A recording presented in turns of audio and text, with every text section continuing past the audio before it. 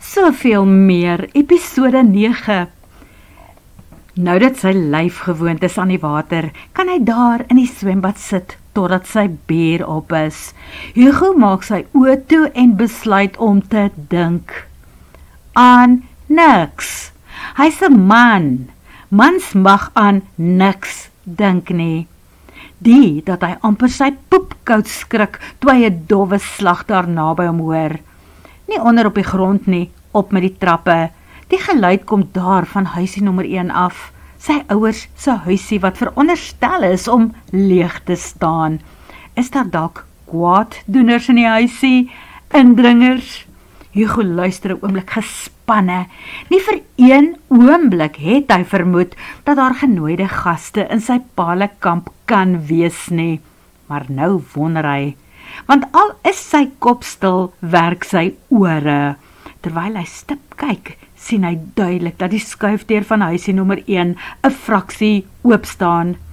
Bobbejane en ape kom wel hier in krisis meer voor, maar hulle sal nie sommer 'n toestaan huis probeer oopbreek nie, behalwe as daar 'n bak met vrugte aan die ander kant van die venster staan en lok nie.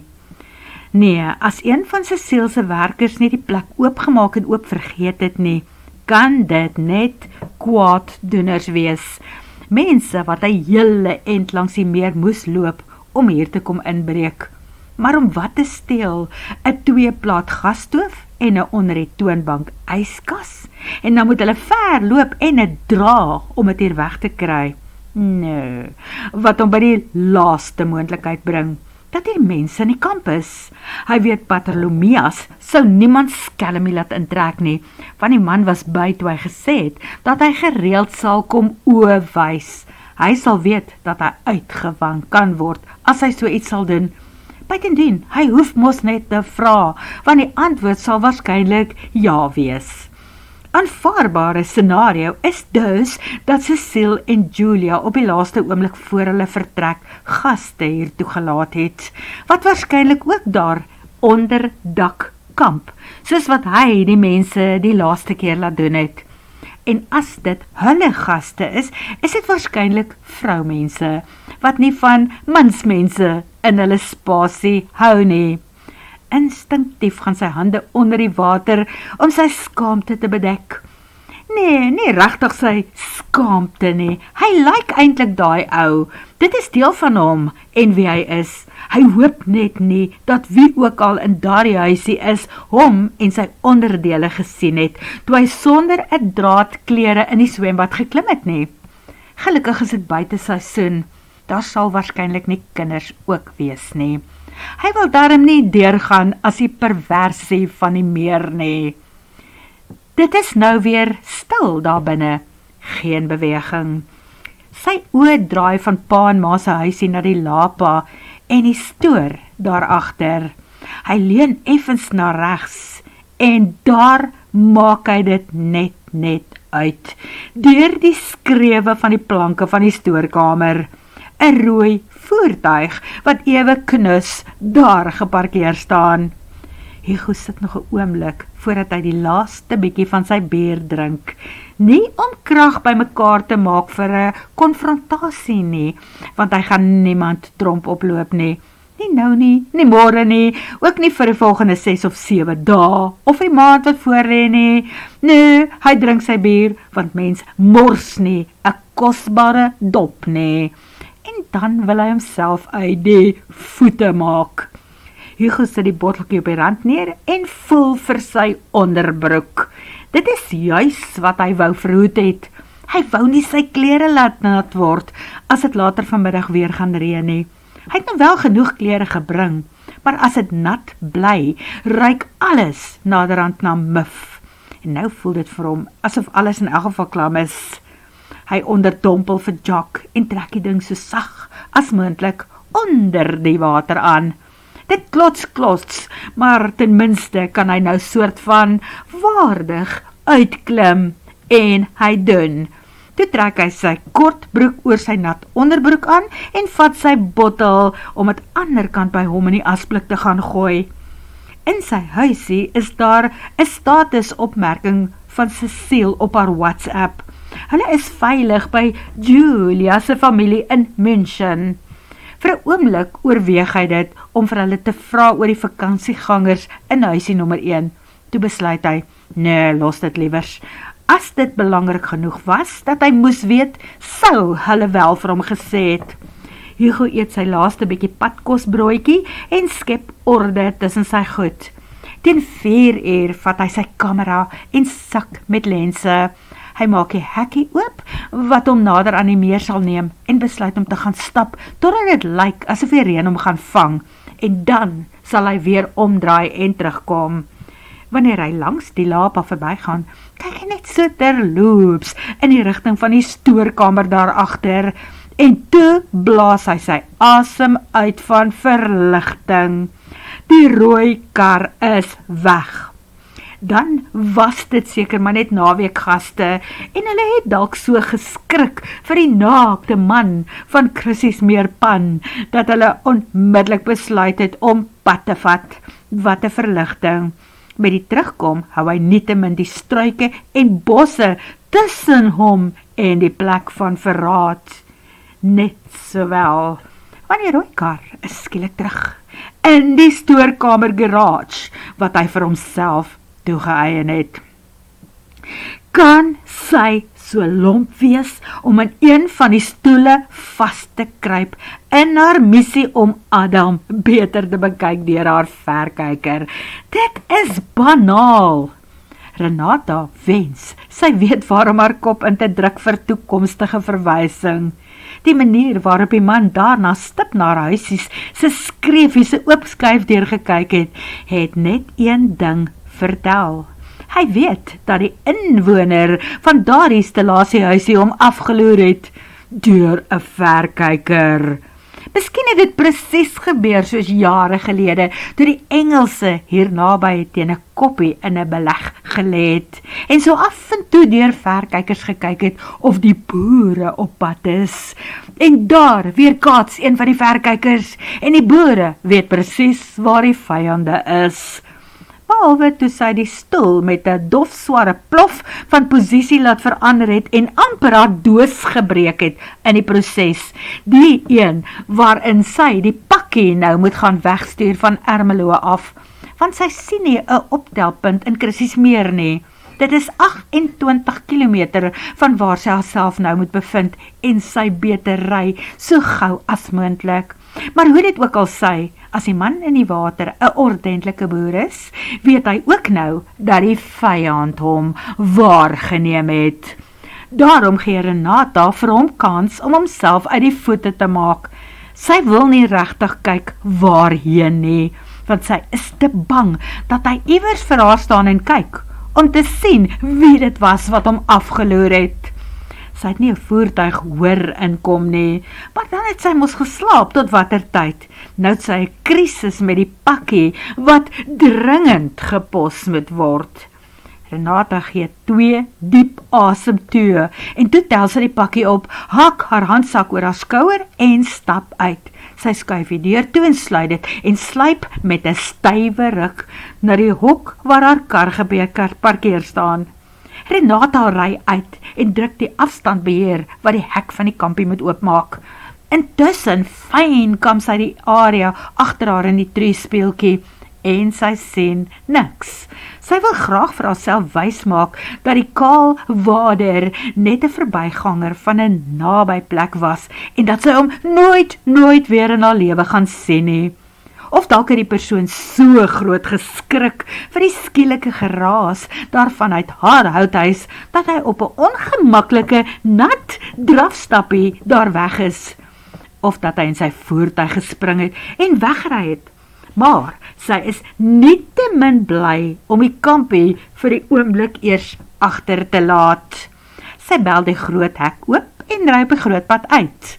Na die baie reën is sekere paaie in die omgewing boonop oorstroom en blykbaar onbegaanbaar.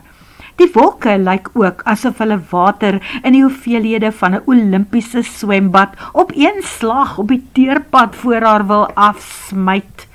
Renata gooi haar pakkie in die gietende reën in die poedouboks af en toe kyk sy om haar rond vir 'n bekostigbare eetplek. Sy is honger en sy wil wag totdat die storm bedaar het voordat sy terugry Chrissiesmeer toe. Na by die garage is daar 'n plek waarop geverf staan Joseph Fish and Chips. Renata ry tot voor die deur en bestorm die plek, terwyl sy en die wind in 'n hewige stoeigeveg is om besitreg van haar enigste sambreel te behou. Daar is lang tafels met bankies aan weerskante in Joe se plek. 5 mense sit en wag waarskynlik ook dat die storm moet bedaar, of hulle wag vir kos. Ordentlike mense, soos sy self. Maar eenkant by die tafel in die hoek sit 2 mense wat nie te ordentlik lyk nie, want hulle sit byna op mekaar. Net soos die meeste joernaliste wat Renata ken. Helaas, as sy baie eerlik met haarself moet wees, ken sy eintlik nie een nie. Daarom moet ons haar maar 'n skrywer noem, al sukkel sy nog om 'n naam te maak. Maar soos die meeste skrywers van formaat wat sy ken, besef Renata onmiddellik dat sy hier met 'n storie te doen het. 'n Basie en Jolly storie. Jolly is 'n verteenwoordiger van kunsmis vir een of ander Johannesburgse maatskappy. Basie werk vir die boerewinkel of die koöperasie, as daar nog sulke plekke op aarde is. Sy sal by die huis gaan Google. Maar albei haar karakters is getroud. Renata stap eers na die toonbank en bekyk die handgeskrewe spyskaart teen die muur daar langs aan. Daar is 'n special, sien sy, hamburger en chips met 'n koeldrank. As sy R100 minder van die kontant in haar handsak gebruik om brandstof in te gooi, kan sy dit eet en klein geld huis toe neem. Haar karretjie is in elk geval baie lig op petrol. Die man vat haar geld, gee haar koeldrank en wys dat sy maar enige plek kan gaan sit om te wag. Maar nee, skrywer wat sy is, gaan beslis nie op enige plek sit nie. Sy moet so sit dat sy aan Basie en Jolly kan werk, terwyl hulle mekaar bewerk. So Jolly is vanoggend uit Johannesburg weg en sy moet vanaand nog deurry na 'n dorp waar haar volgende afspraak en stop en oornagplek is. Maar vandag was Jolly se gelukkige dag. Die boerewinkel het 'n nuwe bestuurder. En wat 'n sexy javel is die man nie. Basie nooi haar na sy kantoor toe en terwyl hy die deur agter hulle toemaak, gooi Jolly 'n dwarskyk na daardie sexy boutjies wat sy broekies so styf vol sit en die bene wat daar uithang. Nee, aarde vrou, so moet 'n paar bene mos lyk, verduidelik sy vir haarself en kyk haastig weg toe hy terugkom na sy lesenaar toe. Kyk, Jolly is 'n warmbloedige wese, maar sy spring darm nie saam met elke mooi man in die bed nie. Renata besluit dat sy dit vir haar lesers gaan verduidelik. Maar die luste oorval Jolly net daar, en ook die behoefte om darm net deur 'n vleispaleis, soos daardie raak gesien en as vrou erken te word. Jolly het mos bene wat van onder haar arms tot min of meer op die grond gaan, en sy sorg dat haar kort rokkie so half moedswillig opgetrek is, waar sy voor die man se lesenaar plaas neem. Basie kan nie help om dit ook raak te sien, toe sy haar bene kruis nie. Hy wonder of sy 'n swart onderkleertjie aan het, en of hy per ongeluk meer gesien het, as wat die vrou op daardie stadium vir hom wou wys. Maar die natuur het 'n manier om fenomene af te skei, dinge wat maak dat koppe self aan die ding gaan. Basie bestel tee, die vrou bring die tee, en sy los die deur oop, en Basie besef, hier in die boerewinkel is daar oë wat gaan skinder, as hy weer die deur toemaak. Is mos hoeke aan die Babs wat al 2 keer hier verby is, en groot oë vir hom gemaak het. Dan moet hy maar vergeet van die planne, wat stadig maar seker in sy klere onder sy gordel begin vorm aanneem. Hy wag dat die vrou vir hom sy kwotasie uitskryf. Hy teken dat hy die bestelling aanvaar en weet dat as hy vandag die sake hier wil opsom, hy dadelik sal moet optree. Anders gaan hy sake later by die huis maar in sy eie hand moet neem. Sy oë val op die doosie op die lesenaar, daar die oulike een wat vroulie vir hom gekoop het, toe hy hier as bestuurder aangestel is, want nou sit hy agter 'n lesenaar. Dis Paysteed, dit staan daar op die doosie. Hy vat 'n Paysteed en skryf, Joe's Fish and Chips. 'n Goeie begrip het 'n halwe oor nodig. Jolly knik en staan op, stap alleen uit. 5 minute later, nee 3 minute later. OK, baie kort na haar vertrek, stap Basie na die skakelbord dame. Hy verduidelik, hy gaan uit. Hy moet gou gaan kyk wat se wurms of goggas aan oom Piet se koeperlaning knaag. Foto's neem, sodat hy dit kan wegstuur laboratorium toe. Dan sal hulle bestel wat nodig is om oom Piet en al die ander boere se koeperlanings tot redding te kom. Met sy selfoon. Hy tik op sy broeksak, maar dit is nie waar sy selfoon is nie. Sy selfoon is in sy windbreker baadjie se sak. Toe glip hy uit na waar sy kar agter die winkel staan en in by Joe's in. Joe is van ander land. Joe kuier nie saam met die locals nie. Die locals eet ook nie by Joe's nie. Basie eintlik ook nie, maar hy koop 2 van Joe's se koffie-policeman koffies oor die toonbank. Joe weet vir wie hy brannas in hulle koffie kan gooi, en Basie is betroubaar. Elke keer as hy koffie bestel, kry brannas in sy koffie. Renata sien hoe Jolly en Basie nou onder die tafel vroetel. Hy is so half met sy rug na die mense wat daar binne wag vir kos of dat die reën moet verbygaan. Sy vingers het intussen agtergekom dat hy reg gesien het. Dit wat hy gehoop het hy sien toe die waarheid is. Daar is niks tussen hom en die verlangde ontsnaproete nie. Jolly se lyf wikkel daar langs hom en sy smoor kort 'n klein giddetjie in haar polisie koffie. Intussen werk sy ook die sake van Basman daar onder die tafel. En toe begin hulle rondkyk, waarheen met die probleempie van openbare onsedelikheid. En Joe wys vir hulle met die hand. Die badkamer, 'n huisin en 'n hare, alles in een. Basie kyk rond en laat vir Jolly uit sy greep. Jolly stap daarna toe en maak die deur eers kuis agter haar toe. Basie maak sy koffie klaar en hare ook. En toe stap hy na die badkamer toe. Hy klop aan die deur gaan oop, op 'n skreefie en Basman stap in. Hy kyk 'n oomblik om, hy kyk die mense een vir een deur. Hy sien seker niemand wat hy ken nie, want toe druk hy die deur van binne af toe en jy hoor hoe sluit hy grrts. Geluide van intense plesier en 'n hemelse gestoei wat teen die mure resoneer, toe die twee mekaar in die nouke van daardie donker plekkie vind. Renata kyk 'n oomblik stip na die toedeur en daarna kyk sy na die mense rondom haar. Almal kyk na die deur. Moenie dink dat daar iemand in die restaurant is wat nie weet wat daar binne aan die gang is nie. Renata se hamburger kom. Die weer trek weg. Die deur van die badkamer gaan oop. 2 gehavende, doch gelukkige mense stap uit. Die selfoon is nie meer in Basie se sak nie. Hulle groet formeel. Jolly ry na die volgende dorp toe. Basie betaal vir die 6 koffies met die brandas in en ry terug boerewinkel toe. En Renata besluit om die helfte van haar burger en skyfies na haar houthuisie toe te neem. Sy ry terug terwyl sy nog kan sien.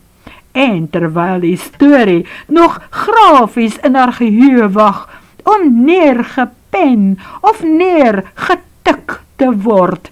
Want Chanel wag vir 'n stoute storie en hier kom een word vervolg.